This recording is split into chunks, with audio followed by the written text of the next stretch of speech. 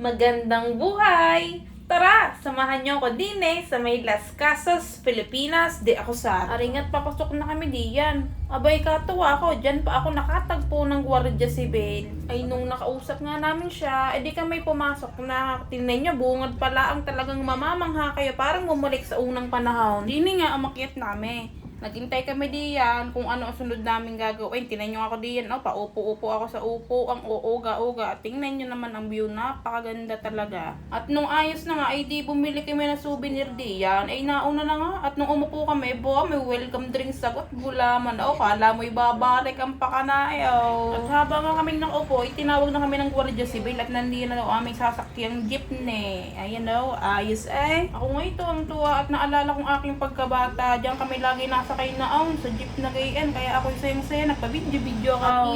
Sa kabilang dako, nandun ang isang jeep. Ay, di binidyohan ko rin. Habang kaming nakasakay, ayan ang sinasabi kong napakagandang view. Nagsisimula na kaming gumala. At ayan ang tinatawag na Jones Bridge. At nakita ko nga, hindi ko naman alam kung sino yan. Wala namang pagtanungan at lahat kami pasahero. Nga tingnan niya, kaganda ng lumang bahay. Talagang nailipat pa diya sa may Las Casas. Kagandang kainaman. Nga nasa jeep pa rin kami. Ayan daw ang sasakyan kung may gusto kayong puntahang lugar doon sa luaw. Ay nakikita nyo ga ang jeep na yan at ang dagat. Ay ayun daw ang West Philippine Sea. Ay tanaw na tanaw diyan. At yan nga, may simbahan diyan. Tinatawag na Sanctuario de San Jose. Nung nakababa na nga kami, ay nakakita akong kalesa. Tuwa ko puti pa ang kabayo At din naglakad-lakad na kami. Papunta doon sa aming kakainan. Ay kasama na ho yun sa binayaran ninyo. At aringat nakita namin kaastig. Ayan ako. Naglalalakad papunta sa kainan. Pasayaw-sayaw naman hindi na kami sa may kasahain. Kaya kami paindak-indak kaganda naman ang tugtugin pang sinauna. At habang nag-iintay ng pagkain, ako'y nakaupo, tinitingnan ko, kaganda ba naman ng mga bahay. Aringat, kakain na. Ay maraming salamat Las Casas sa inyong inihain sa amin. Ay pagkatapos nga naglakad-lakad na kami at nakakita nga ako diyan ng kabayo. Kahili ko sa hayop, di ako'y nagpakuha ng literato. Siya nga pala si Natsuki, aming kalaysang sasakyan. Pero bago yan, pakinggan nyo muna kwento ng aming kutsero. Maligayang pagdating dito sa Las Casas, Pilipinas, di ako Zar. Ako ang magsisilbing gabay niyo sa paglalakbay dito sa Heritage. Sa pamamagitan siyempre ng ating Kalaysa Ride. At nakakasama natin ang ating kabayong si Natsuki. Ayan, ito naman yung ating swimming pool. Dinisenyo sa Batis ng Sapa Running Water yan. Mapapasin natin sa paligid ng Batis, marami naglalaki ang pato sa paligid. Ano po? Yan po naman na-display ng mga batang maliliit, nag-enjoy makinig sa Lola. Ang kanyang kwento sa ilalim ng tulay, ang tikbalang kapre at manananggan. Yes, so po, kaya nagkwento si Lola Basya ng kababalagan sa mga bata para yung mga bata hindi gumala sa gabi. Kaya lang kabataan niya, balikat na madaling araw na po. Sabi ng sakay kong matanda na gulat sa halaga niya, sabi niya, ay Manong, ay bakit ganyan kamahal yan? Siguro Manong, kaya mahal yan may kasamang bubo. Sabi ko naman, Mom, depende sa package, ang gusto niyo may ulo, wala. May partner yan. Ito ang pinakamahirap ng palaro natin every Friday and Saturday, ang bamboo climbing o palosebo. At meron siyang sabong patakbuhan ng manok. So mano involved no plate club na po yun. Halimbawa, sir, yung manok nyo tumakbo, pwede kayo magpustahan, titin ka ng kamay, at pwede rin ipustahan biyan ng di makasundo. Yung baka, hindi na nilalaro ng bata yung gadgets computer na. University of the Philippines, Quiapo, Manila. 1908 Villas Artist Project. Ito po namang bilog sa pinto ay doorbell. Diyan yung makikita ngayon ng CC-silip. Ano yun? Buta sa silong tapat ng pintuan.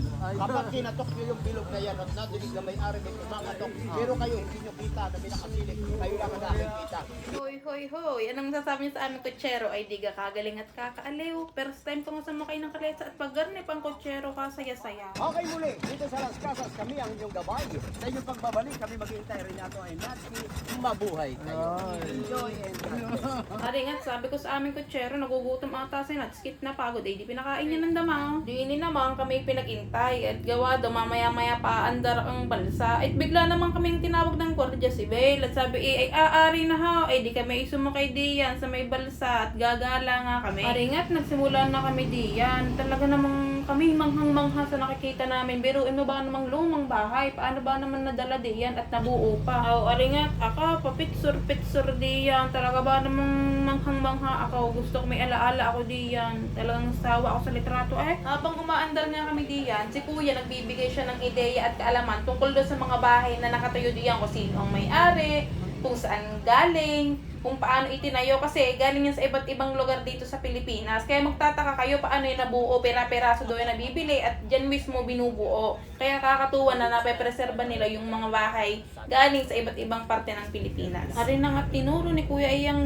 bahay na iyan ay galing daw sa San Juan, Batangas at 90% daw niyan ay talagang original na parte ng bahay. Kaya magtataka kayo kung paano nabuo dyan. Hari nga't paakit na kami, nakita ko iyan. Dinadaanan namin sa kayo nandun sa may kabila yaw. Nakala ko pinta yun pala ay mga durog na tiles na binuo. Napakagandang sining. Hindi nga, pumasok na kami. Ay, tuwang-tuwa naman ako at talaga nakakita ng sinaunang disenyo tapos may mga gamit pa diyan. Yung mga kutsara, mga lamesa, yung mga kama nila. Basta maraming gamit din sa loob kaya ako'y tuwan-tuwa. Kapres ko pa, may ventilasyon ba naman diyan? Ay, pagkatapos nga namin, sumakay ulit kami sa balsa dahil kami iikot ulit at magtitingin ng mga sinaunang bahay diyan. Ako nga diyan habang nagpe-picture, syempre nagtatatanong-tanong din para naman may kaalaman, diba? Ay, ano pang gagawin? Syempre magtanaw. Ay, di habang umaandar kami diyan, si Kuya ay nagbibigay na naman ng explanation tungkol sa mga bahay diyan nakikita namin. Eh, hindi ko na nga matandaan sa sobrang dami. Sabi kasi nasa 60 plus daw ang mga bahay diyan talagang itinayo kaya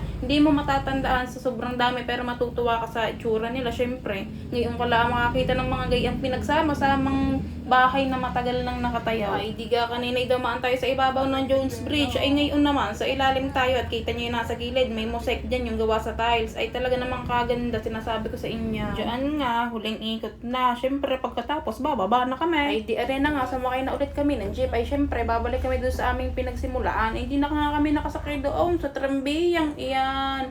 Sana kung nakasakay kami, nagdiretso na sa Batangas para diretso uwi na diga. Yan na nga, umandar na ulit ang jeep. Eh di syempre nakasakay kami. Ako nga'y palinga-linga sa paligid. Ikaw ba namang di magtataka at matutuwa sa sobrang daming sinaunang bahay. Eh, sabi ko nga sa sarili ko, ay napakaraming nagtrabaho din. Kaya ako'y saludo sa lahat ng mga taong nasa likod ng pagtatayo at pagbubuo muli ng mga sinaunang bahay dito sa Pilipinas. Nagpakuha-kuha na naman ng literato talagang yun ho ang hilig. Kaya para naman ako'y may mababalikan na alaala. Ayan nga, at nakababa na kami. Marami pa kayong pwedeng gawin diyan kaso uwi pa kami ng Batangas kahit nga gayon, ako'y tuwang-tuwa talaga dahil gayon ang mga gustong lugar, yung mga makasaysayan talagang sulit ang punta namin dyan. Ay pumarini ka na, makasaysayang lugar na at may bagong alaman ka pa. Muli, maraming salamat po Las Casas, Pilipinas de Acosar.